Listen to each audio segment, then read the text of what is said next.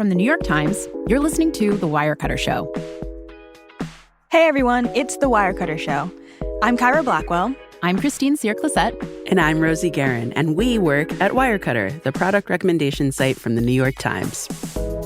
Each week, we bring you expert advice from our newsroom of 140 journalists who review everyday products that will make your life better. This episode of The Wirecutter Show is called Fireproof Your Home.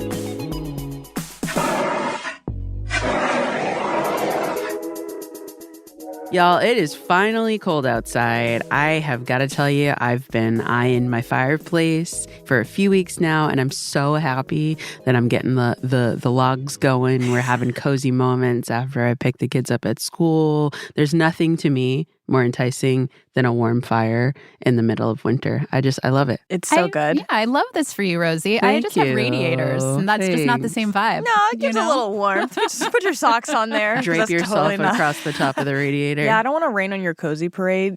But actually, Rosie, I don't know if your fire safety stuff is up to snuff right now, but I just remember distinctly setting my parents' living room rug on fire because I was making s'mores in the fireplace and I was having too much fun setting the marshmallows on fire. Oh my gosh. Yikes. Waving it around, and then it dropped right onto the carpet and it just went up in flames. Oh my gosh. What was the scene? Like, was there a fire extinguisher pulled out? No, Yeah. we stomped on it. Oh. It's a good move if you have to, but that's maybe not the most recommended advice that we have, right? Yeah. I have to say, for as much enthusiasm as I have for this time of the year inside and snuggling up by the fire and lighting those candles, I do have almost an equal amount of anxiety about fire safety. And that's healthy. Yeah. There are more fires in December than any other month out of the year. And there's probably a lot of reasons, it has to do with holiday decorations and candles and starting up that fireplace for the first time this season.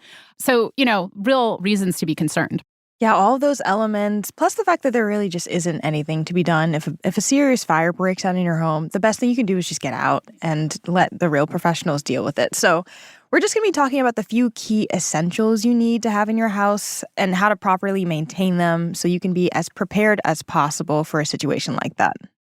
Today, we're going to talk with Wirecutter's resident fire safety expert, Doug Mahoney, who, if you've listened to the show for a while, you might recognize Doug's name. He was on a prior episode about what to do if you have a rodent infestation. So good. It was a really good episode. And some listeners might remember that Doug lives in a very old house and he heats with a wood stove. Doug tests all of the smoke alarms, fire extinguishers, and fire ladders that Wirecutter reviews and recommends. So today, Doug's going to talk us through what you need to look for in fire safety gear. And he's also going to talk to us a bit about some changes in smoke alarms this past year in 2024. So even if you have smoke alarms in your home right now, you may want to consider getting new ones. Yeah, we're also going to phone a friend a little later in this episode. We're going to be speaking with our smart home editor, Jon Chase, who's going to tell us a little bit more about smart smoke alarms. There are parts of this conversation, I think, that are unsettling and a little scary, but I do think this information is super important to be prepared. So I'm looking forward to hearing from Doug and Jon. Yeah, it's your little seasonal medicine. All right, we're going to take a quick break and we'll be right back.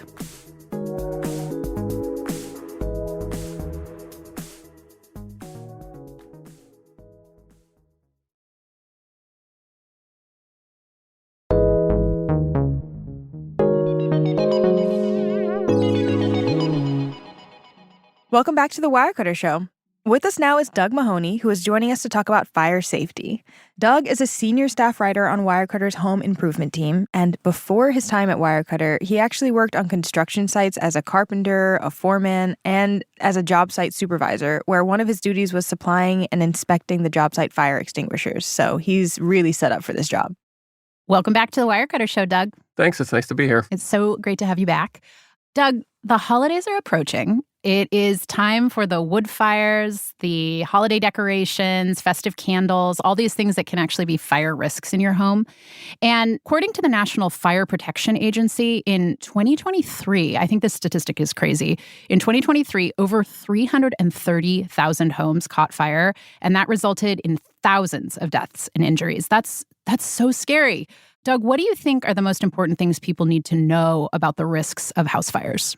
I would say the most important thing to know about the risks from house fires is that homes nowadays are burning faster than ever due to synthetic materials. There are some estimates that 30 or 40 years ago, if there was a house fire, you had approximately 17 minutes to escape, but now that number is down to about 3 minutes or less. That's so bad. Yeah, that's and scary. wild. And when It you is. It's say terrifying. materials in the home, what do you mean? Like the furnishings are different? They're made with like foam and synthetics? Yep, they're made with more synthetics. Even something, if you think of like a bookshelf, if you have an older style bookshelf or a bookshelf made with natural materials, it's going to be solid oak or solid maple, solid cherry.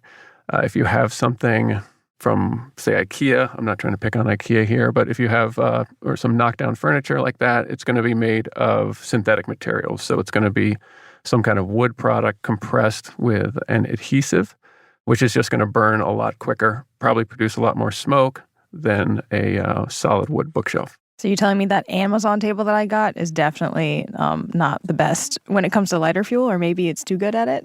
Potentially, yeah. Doug, as part of our research for this episode, you sent us this absolutely horrifying video of a controlled burn that was meant to show the difference between how synthetics burn in a home versus how natural materials burn. What's the story behind that video? So UL, which is Underwriters Laboratories, they're an independent testing and certification organization, built 2 identical living rooms. And they furnished one with sort of older style natural furnishings, and they furnished one with modern sort of synthetic. So one has like a fiberboard MDF table, one has like an oak table, that sort of thing. One has like a polyester throw, the other one's got a cotton one. And they light an identical fire in each room. And after 4 minutes, the house with natural furnishings, I mean, it's a fire for sure, but it's something still kind of manageable. And the other room is just completely engulfed in flames. And it just happens so fast, and there's so much smoke. It's terrifying.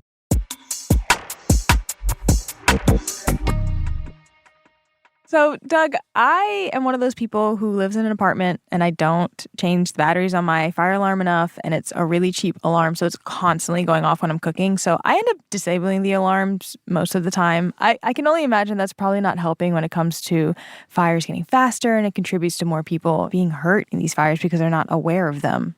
Yeah, that's definitely not helping at all. Those are known as nuisance alarms, and they're sort of a plague in the smoke alarm world. They can happen for all kinds of reasons. They can happen typically with cooking. Cooking smoke will set off an alarm. Even an insect could come across the smoke alarm and set it off, or just low batteries. But the result of those, if they happen enough, people get very frustrated with them, and then they just take the smoke alarm off their wall, take the batteries off it, and then leave themselves with no early warning system at all. I guess my follow-up question would be, what's the most important thing that you could do to prepare for a fire emergency? It's starting from maybe don't disable your fire alarms. Well, it would be to have a plan. The number one thing, there's all kinds of products that you can get. You should definitely have working smoke alarms, functional fire extinguishers. But the most important thing is to sort of have a home plan with all the people who live in the home, sort of where to go if there's a fire. There should be an outside meeting place. If there are young children, there should be some sort of plan as to who will manage them through the process. So there's definitely a knowledge element to it before you even get to any products.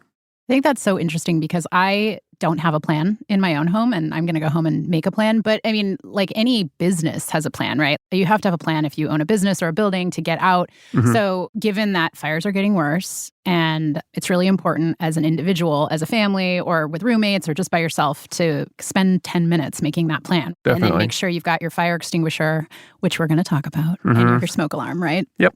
Okay, great. Yep. I have a question about smoke detectors, actually, Doug. Are smoke detectors and fire alarms interchangeable? Because I think I've used those terms interchangeably for years. They are not. A smoke alarm is what we're going to be talking about, is what people have in their homes. A fire alarm is more of a comprehensive system. It's something you're typically going to find in a restaurant, in an institutional setting, which has multiple parts, one part of which could be a smoke alarm. All right, so let's get into the details of smoke alarms. When I go to a hardware store and I'm looking at the smoke alarms, it just seems like there's so many choices, and I'm not really sure what I should be looking for on the label. And I know from reading our guide to smoke alarms that there are actually different types of smoke alarms. So can you explain what people should be looking for? Sure, there were different types of smoke alarms. Things have recently become a lot clearer and a lot easier for consumers as far as smoke alarms go. So UL, they set performance standards for smoke alarms. Previously, smoke alarms, there were two different technologies of smoke alarms. There were photoelectric smoke alarms and there were ionization smoke alarms. And they each sort of had different strengths and different weaknesses. Ionization alarms were better at fast flaming fires, and photoelectric alarms were slightly better at slow smoldering fires. They were both decent alarms, but I think a lot of people probably didn't even know that there were two different types of alarms. They would just sort of go and pick up whatever. Ionization alarms were a lot less expensive, so a lot of people may have ended up with those. So now the new UL standard, it's a much higher performance standard, and it's a standard that's actually geared towards these new, faster burning homes that we're living in. There's a test now that a smoke alarm has to have a certain sensitivity to burning polyurethane foam. As of earlier this year, all smoke alarms that are manufactured have to be manufactured to the new standard. There may still be some left on the shelves that are compliant with the old standard, but everything being manufactured at this point going forward is to the new UL standard. So these are really new, these alarms that people can get that will be sensitive to these faster burning fires. If you have an older smoke alarm, should you get one of these newer ones instead? Due to the fact that these are sort of tailor-made, the newer models are tailor-made to the burning polyurethane foam, it's not a bad idea, certainly, given, like I said earlier, that this escape time has gone from 17 minutes down to less than 3 minutes. There's a lot of things in the new standards that are new. One is the increased sensitivity to burning polyurethane foam. Also, a attempt to reduce these cooking nuisance alarms. And so what these tests do is they create, because there's sort of this push and pull with smoke alarms, like you want it to be highly, highly sensitive to one smoke, but you want it to not be very sensitive at all to another smoke. So it sort of sets a baseline for nuisance alarms, and then it also creates this high sensitivity towards burning polyurethane foam. And there's also smoke alarm options for people with hearing issues. A regular smoke alarm sounds off at about 85 decibels, which is plenty loud for most people. But if there are any issues or if someone is just an extremely heavy sleeper, there are other items. They all sort of have the same technology where it's something you put by your bed, and they will pick up the alarm sound from a standard smoke alarm and then set off like a little vibrating capsule that could be under your pillow, or start to set off like a strobe light. So if you're in the store and you're just looking at all these smoke alarms, how can you look at the label and tell that it's the newer standard? Like, say that they still do have some of the old ones just at the back of the shelf. How do you sort through that? Well, then the new standards, it'll have some language to the effect of that it reduces nuisance alarms from cooking fires. Can you explain what polyurethane foam is? Like, where are you going to find that? What is that going to be? Your mattress. Yeah, you're going to find that, a mattress and a couch cushion. Pretty much any upholstered furniture, newer upholstered furniture at this point. That's everything in my apartment. Yeah. Anything from Wayfair. Sorry, Wayfair. Sorry. But All right, so we have this new guidance. We have these new improved, ideally, smoke alarms. Where should people be putting these smoke alarms in their homes to make sure that they do what they're supposed to be doing? There should be, at minimum, you should have a smoke alarm in every bedroom, every sleeping room. You should have one in the area outside of the sleeping rooms. Like, say, if you have a second floor landing that all the bedrooms are off of, you want a smoke alarm in that area also.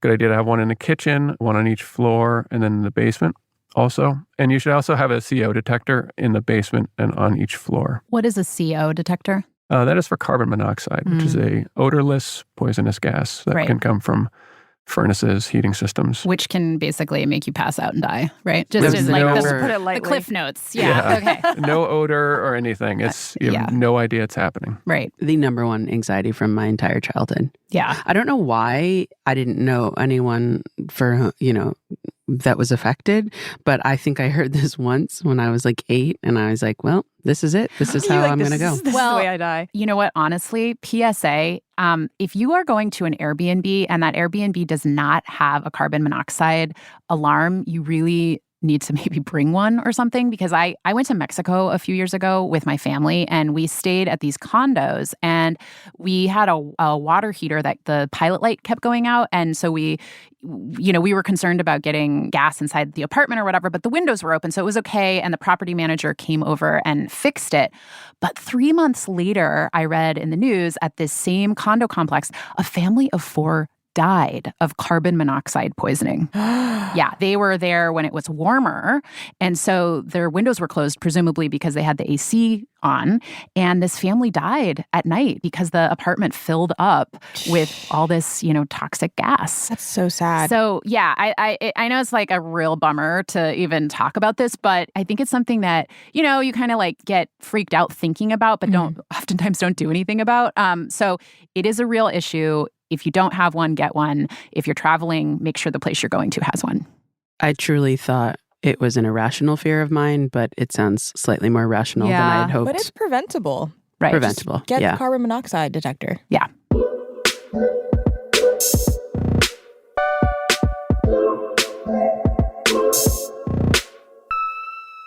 Doug, I'm interested to hear how you were testing your smoke alarms and which ones you came to recommend through the testing. What we did is we isolated a number of features that we felt were essential, and there really were not that many models that actually had those features. So we sort of boiled it down that way.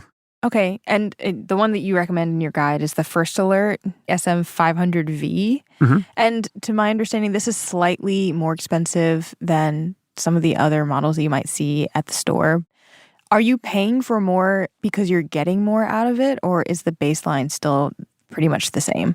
As far as the actual alarm technology you're getting, it's about the same, or it will be the same. But as there's sort of some added features that make this a much better smoke alarm. For one, it has its own interconnected system, so that when one alarm sounds, all of the other alarms in the house will sound. You don't need hardwired smoke alarms. You don't need a smart home system. It sort of has its own little mesh network. So when the one in the kitchen goes off, then the one in the living room will go off, which will then signal the one in the bedrooms to go off, which is very important because if you live in a larger home, if you're a heavy sleeper like I am, I would not hear a smoke alarm in our basement.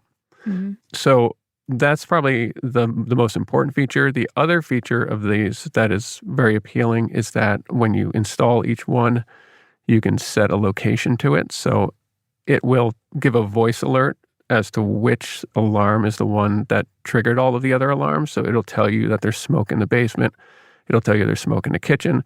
So then you can have a very, very fast response time. You don't have to sort of run around trying to figure out which one is going off. You can go right to the basement with your fire extinguisher or, as far as you want to go with that.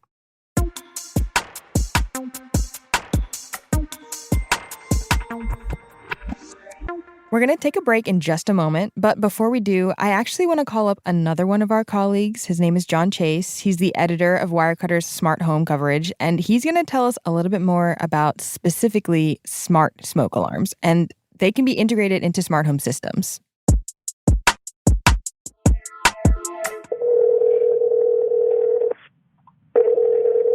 I've always wanted to say, long-time listener, first-time caller. Hey, Jon, how are you?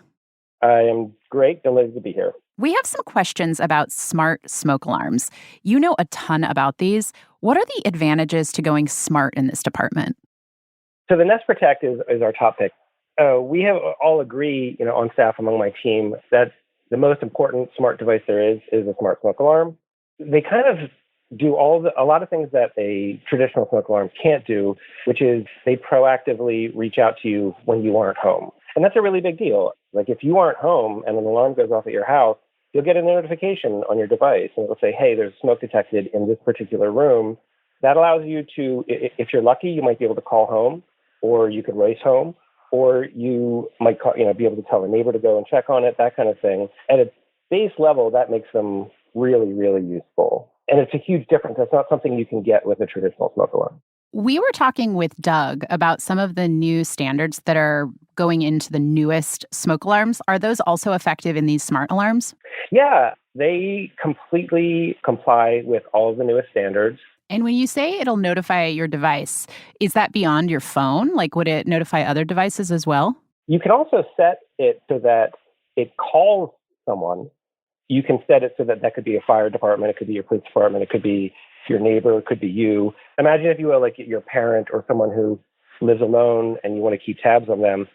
It'd be amazing to get an alert every time the smoke alarm goes off at their home. So that's really, really useful. On top of that, when you are home, it doesn't just start wailing, which a traditional smoke detector does. You get this really excellent alert that goes, I'm going to do my best robot voice impression, but it goes, alert, smoke is detected in your kitchen. The alarm will sound. The alarm is loud. Wow, so it's like walking you through blow by blow the sounds, but just in a voice. It's just giving you a slight warning, Christine. A warning before the warning. But it warns you. It's basically like you're about to get, I'm about to send in the cavalry. But that's super useful because you don't want to just have the alarm go off because people panic, right? Yeah. And that's also why they rip out the battery because it goes off too often. I think that's all of our questions about smart smoke alarms. Thank you so much, Jon, for fielding them. Thanks, Jon. Absolutely. I'm so glad to speak with you guys.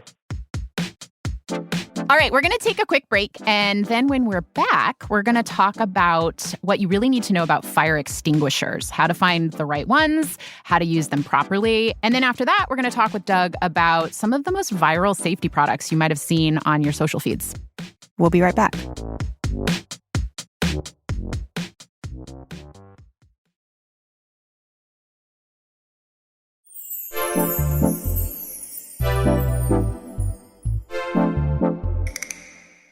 Welcome back to the Wirecutter Show. This episode is all about fire safety with Doug Mahoney. So we have covered smoke and carbon monoxide detectors. Now let's talk about fire extinguishers. I think that this is the type of purchase I know personally that I have never overthought. Like I have one. I picked up the first thing I saw and I walked out. I paid for it and then I walked out of the store. I did not steal my fire extinguisher, but there are a lot of different types, right? There are the white ones, there's the red ones. They seem to come in a variety of sizes. What do you need to know about shopping for a fire extinguisher? Are there specific types that, you really should have in a home? Yes, there's basically one fire extinguisher you should have in a home, and that's called an ABC fire extinguisher. So there's 5 types of fire. There's Class A, and that's going to be like wood and fabric and some plastic, sort of what we normally think of when we think of combustibles. There's going to be a Class B fire, and that is like burning liquid. And then there's Class C fire, which is an energized fire, like an electrical fire. Like say if your breaker panel is on fire. There's also Class D, which is burning metals, which is something we thankfully don't need to worry about in our homes. And then there's Class K, which is burning cooking oil. And Class K is really only if you have like an industrial-sized fryolator. It's not really for residential cooking oil. Residential cooking oil can be handled with a Class B extinguisher. So you really want an extinguisher that can handle all of Class A, Class B, and Class C, and you want to do it in one unit so there's no guesswork. So you don't have to run around and try and figure out, is this my BC fire extinguisher or is this my Class A fire extinguisher? You just want an ABC fire extinguisher. And is that the typical red one that we see on TV and everything else? Yep, they're generally the red ones. What happens if you have the wrong type of fire extinguisher? Like say if you have just a Class A extinguisher, it may be a water-based chemical, in which case you would not want to spray it on burning oil. You would just spread it, and you certainly wouldn't want to burn it on an energized fire, like an electrical panel. Okay. All right, that makes sense. I have a question about how you're supposed to use fire extinguishers. I've never personally used one. I was recently at a friend's house, and they actually had a grease fire in there. Yes, they had a grease fire in their outdoor grill, and it just kept getting bigger and bigger and bigger, and we were like, oh no. One of my friends went inside and grabbed the fire extinguisher, and they put it out. But if I had been in that situation, I'm not sure I would have known what's the right way to use a fire extinguisher. You're supposed to aim at the base of the flame. You're supposed to aim it at what is on fire. Okay. And it's something that it's not easy to do, but if you can get yourself in a situation where you can practice with one, or you could potentially get a rechargeable fire extinguisher and practice with it and then have someone recharge it again, it's a pretty unique experience to use one, and it's worth practicing. It's worth practicing if you can. Sounds like my kid's dream to go outside and use the fire extinguisher. Is it expensive to recharge them? What does that actually mean? Yeah. To refill it. If you use a fire extinguisher once, you really shouldn't use it again without refilling it. Nobody wants to hear that. Every use. No, every use. The ones that we recommend, they're actually rechargeable, so they can be refilled. There are ones that cannot. They're just they're just single-use items. I think it's less than what a new one would cost. That was basically my question. Like, is it worth refilling or should you just go out and buy a new one? It's worth refilling because also with the rechargeable one, you're going to get metal valves. You're going to get a tool that's going to be a little more reliable. There have been a number of recalls done on single-use fire extinguishers with plastic valves. So, Doug, now we know we should be getting the classic red fire extinguisher. Where should we be putting it in our homes? So fire extinguishers, you should have one fire extinguisher on every floor. You should have one in your garage if you have a garage. And then you want to put them sort of towards the exits of the house. You want it to be something that you're grabbing while you're getting out of the house. You don't ever want to be in a position where you're running deeper into your house to get firefighting capabilities. You don't want to put it under your sink. Guilty. Where then? Well, a place like a coat closet would be good, top of the basement stairs, if there's a spot there. They usually come with some kind of hanging device, so you can put it on a wall. Like if you have a set of basement stairs, you can put one on the wall there. That messes up the feng shui. Well, just say it was like a really expensive Warhol. You gotta take your sacrifices. Oh, this? Put a frame around it. This old thing? I got it from MoMA. It's art. Okay, good to know. You also mentioned in your guide that you should be getting your fire extinguisher checked or inspected every 6 years or so. Where can you even go to get that done? Sure. Well, first of all, you should take it upon yourself to inspect your fire extinguisher every so often. Mm-hmm. You know, you could do it when you change out your smoke alarms at daylight savings times, when you change out your batteries. And that's just a matter of looking at it, making sure the gauge is where it should be, making sure it's still in an accessible place. But yes, it is a good idea every 6 years or so to have a professional look at it. You can do that. There may be a local fire safety company near you. I've also heard of people just going to the fire department and having them inspect it. I've done that. I went to my local firehouse and they looked at it and gave me a thumbs up. Is it free? Yeah, it was free. Oh, nice. Yeah. You get a sticker and a lollipop, yeah, too. my kids loved it. So what to know, you're going into the hardware store, you're trying to find a fire extinguisher, ABC. Get an ABC fire extinguisher. That's going to cover you in most cases. If you ever have to use this thing, aim it at the base of the fire. Mm-hmm. Now we want to talk with you about fire ladders. These are collapsible products that you can keep in your home to escape out of a window in the case of a fire. This is another deep anxiety. We're really getting into my psyche here. I used to live in an apartment that was the parlor floor in a brownstone, and the level I was on didn't have fire escape access for whatever reason. And so sometime into my tenure there, I sort of woke up with a start in the middle of the night in a panic. I went down a rabbit hole trying to figure out if I needed a fire ladder and how was I going to propel myself like a sort of a spy or something into the garden. And I now have a fire escape in my apartment, and so I don't have to worry about it so much. But for folks in this situation, what's the guidance here?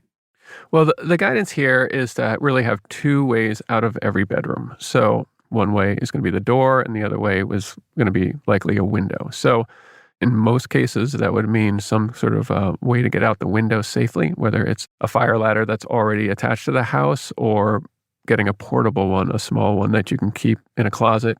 Those, which are the ones that we reviewed, you can sort of hook them right over your windowsill, and then the ladder drops out the window, and then you can theoretically climb right out and down to safety. I personally don't even like regular ladders, and these fire ladders seem kind of precarious to me. What do you need to look for in a good fire ladder? First of all, you are absolutely correct. They are very difficult ladders to use. I was in construction. I've spent a lot of time on ladders, and there's like nothing harder than trying to climb down a fire safety ladder. It's basically a rope ladder. They typically have very uncomfortable rungs. So what you want to do is you want to look for one that's as easy as possible to use. When you're using it, you're likely to be in an extremely high-stress situation. There may not be lights available, so you want something that's extremely intuitive. You also want to practice on it as much as you can, especially kids, people with mobility issues. Again, like with everything with fire safety, just getting the item is really only part of it. Especially with fire ladders, I think you really need to understand how you're going to use it and the situation that you're likely to use it in. Doug, we like this ladder, the Exit. It's X-IT, right? Why do you like this ladder? That one, like I said, it all comes down to how intuitive it is. It's a very simple hook, comes in a bright yellow bag. It's sort of easy to spot in a low light situation. But all you do is you just take this hook and you just hook it right on your windowsill and then just dump the rungs out the window. The other models we looked at, the hook section kind of had these folding hinges. You had to unfurl it a certain way. One of them, the rungs, we hadn't even gotten the ladder out the window, and the rungs had sort of like fallen in this tangled bundle at our feet.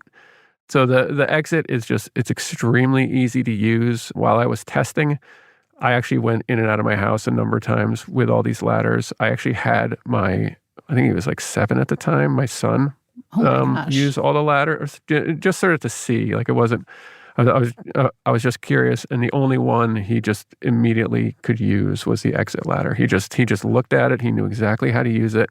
He hooked it on the windowsill, dumped it out the window, and then just crawled out the window. Whereas the other ones were just so much more difficult. Like he couldn't figure them out. Yeah, so that's one that you want to get for sure. Definitely. Does your son think that you have the funnest job ever? He does. He does. Yeah, he thinks it's pretty cool. Doug, let's pivot to some of these fire safety related products that we have all seen on social media. I, of course, Kyra's laughing already. I was served ads for the fire safety blanket and, immediately purchased one. These things look enticing because they're seemingly not as complicated as more traditional fire gear, but I'm wondering, are they a legitimate alternative? Could the blanket, for instance, be a replacement for a fire extinguisher? Sure. Those blankets that, we've all seen those in our social feeds lately. So they are a potential secondary option. The blankets in particular, it's a fiberglass blanket, sometimes coated with silicone. They're typically sized for about the size of a range. So that's basically what I would think of them for. You put it over a fire, it smothers the fire out. They're not going to deal with a very large fire at all. And if you're ever in a situation where you only have time to grab one thing, I would not grab the fire blanket. I would always grab a real fire extinguisher. Could be some difficulty with using it. For one, it's an item that to use, you typically have to step closer to the fire, which isn't necessarily something you want to do. If you throw the blanket over the fire, you could fan the flames. There's some trickiness, there's some knowledge involved. If you have like a bacon grease fire and it's something that you have time to deal with, you could use a fire blanket. But like I said, if you only have time to grab one thing, I would not grab the fire blanket. Not a quick fix, not like a fun, sexy thing to grab when you have a fire, get the fire extinguisher, but an extra thing that you might want to have on hand because extra is maybe better. Yeah, I mean, it's not going to hurt to have one, but you just need to sort of know its limitations. Like, one thing with a regular fire extinguisher is they're extremely messy. I mean, if you have a little cooking fire and you use a real fire extinguisher, your whole room will be like covered in this powder, which for one, it's a small price to pay if you stop this fire. But if it's a really small fire and it's something that you can manage with the blanket, but it's got to be really small, then you could try it. But if it's a fire that's getting out of control, and like I said, you only have time to grab one thing, I would not grab the blanket. What's the deal with the fiberglass in some of these blankets? Is that anything to kind of be concerned about? That is a complaint that we saw for a lot of these. It's that the fiberglass sort of comes off the blanket. So once you grab it, you get these little shards in your hand. That was the case with one of the models we tested. Other models have more of like a silicone coating, so that doesn't happen as much. I'm assuming this might also be the case for this other thing that we've been seeing a lot on our social media feeds. It's kind of like an aerosol spray can fire extinguisher type. It's the one I've been seeing is called the Easy Fire Extinguisher Spray. Could you throw out your fire extinguisher if you get one of these? Absolutely not. Absolutely not. If there's one takeaway from this entire conversation, it's not to replace your fire extinguisher with an aerosol can fire extinguisher spray. No, not a good idea. It's not a good idea at all. For one, their capabilities are much, much smaller. It really comes down to about the same thing with the fire blanket. Well, it could be helpful with a very, very, very small fire. Like if you have one pan that's kind of acting up or something in your microwave has sort of caught fire and you want to put it out quickly. But in general, it does not replace a fire extinguisher. And to all the manufacturer's credit, it even says it on the can. Like this does not replace a fire extinguisher. They come in an aerosol can, which are sort of notoriously a little unreliable. We tested 5 of them. One of them, when we pulled the cap off, the little nozzle fell off. No. Yeah. So I'll tell you what. Yeah. What do you not want to happen? I mean, essentially, would you be better off just reaching for the lid of a pot to put on the fire or like some baking soda? Yeah. Yeah, well, actually, interestingly, a number of the experts I talked to, they said as far as a cooking fire goes, the best thing you can do is just turn off the heat and put a lid on the pot. Okay. And that's going to put it out. But if there's something, like I said, that you can't do that with, a very small contained fire, you can maybe use one of these. Because to test them, I built a small campfire, maybe using like 5 or 6 pieces of wood. And I used an aerosol can to put out the fire. And you have about 30 seconds or so of this spray. What's nice about them is that it's a fairly contained spray. It's just a liquid. I did get the fire out, but the fire was still, pretty crackly by the time I was done, looking to sort of reignite itself. And then I built the same fire and I used a regular fire extinguisher. And in like one instant, one single puff, the campfire was out. All right, Doug. Well, before we wrap, we usually ask all of our guests one final question. What's the last thing you bought that you really loved? The last thing I bought that I really love, so I work on my house a lot. I have a construction background, and there's a tool bag. It's actually a tool bag that we recommend. It's called a Vito Pro Pack. And it's wildly expensive, but it is so useful. It's such a helpful tool bag. Like most tool containment systems, you just kind of dump all your tools into a box. But this thing, it almost looks like a suitcase. It stores tools vertically, so everything sort of has its place. So it's extremely organized. You can load it up with a ton of stuff. It has this big waterproof bottom to it. You can zip it closed. It's like so indestructible. It's so strong. And there have been some other companies that have sort of backfilled less expensive models that are similar, but nothing can beat this tool bag. I love that. Cool. Yeah. The unbeatable tool bag. Unbeatable tool bag. Doug, thanks so much for joining us. This was really helpful, I think, not just for this time of year, but I think this is a lot of information, great information that we can all revisit as a good baseline to sort of think about our homes, apartments, wherever we live, and trying to be as prepared as possible for fire. So Great. Thank you. You're Thanks, welcome. Doug. I think it's important information. All right. Are you terrified after that conversation with Doug? Ask Rosie. She looks scared. Beyond. I'm stricken. I think, honestly, the takeaway is preparedness, obviously. Yeah. Really just being rigorous and intentional about it and not living in anxiety and fear, but recognizing that these are really things in your home, apartment to have ready to go should you ever experience an emergency, a fire emergency. Yeah. I think it's really important to be mindful about what you're putting in your home. That's always the point, but geez, I just think about all the synthetic materials I've just been stuffing into my apartment and how flammable it makes it. I mean, to a point, I think at this point you can't avoid it. Even nice furniture is made with polyurethane Totally. foam. I think that's why you got to be ready. Yeah.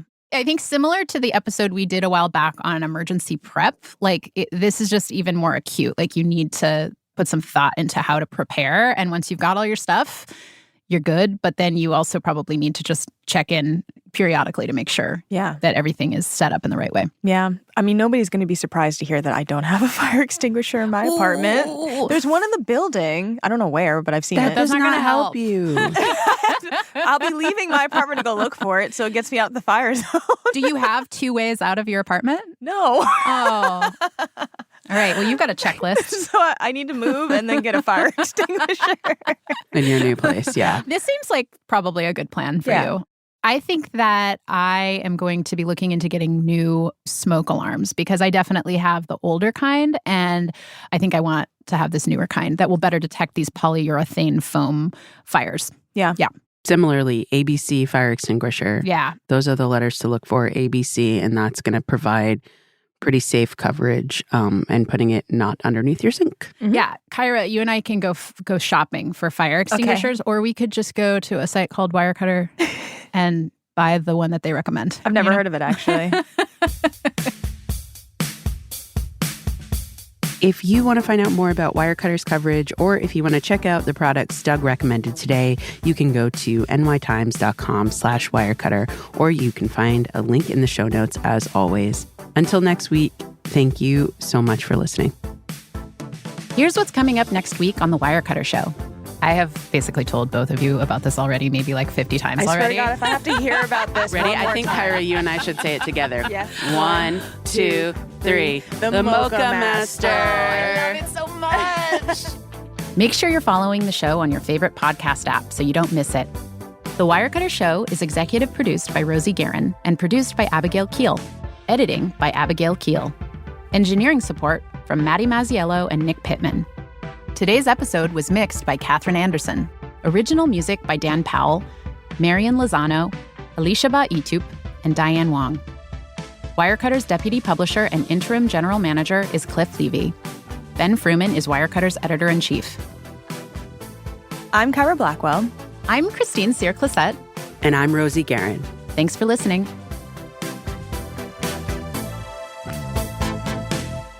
Yeah, this just contributes to my theory that you should not have any decorations in your home for the holidays. Or Christmas. Grinch it up.